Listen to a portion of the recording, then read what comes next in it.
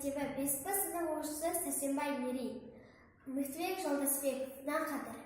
Аялдама адам аздау шамалы. Орындықта қарт кісі мен әйел отыр балалы.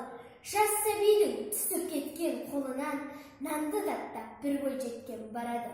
Мұны көрген шыдамады қария. Шіркін қарттар ақыл-кені дария. Қарағым деп сөз бастады манерлеп. Нанды жерден алып алақанына. Ажырата жақсы мен жаманды. Біздің халық надан дейді наданды. Нанды басқан адамды. Көрсе тұрып таптағаны үшінсен. Ұсағына тұрмас ұққан бағанды. Еңбектеніп дихан қауы тер төгіп. Бейнеттеніп жер бетіне дәлсімін. Сезер болса бойындағы титтей от сезім. Мұндай сәтте кетпеме ол өртеніп. Сыйлау парыз нан өсірген дананы. Ата-баба терісінген даланы. Әр азамат нан сыйлаудан бастайды. Отанды елді ардақтаудан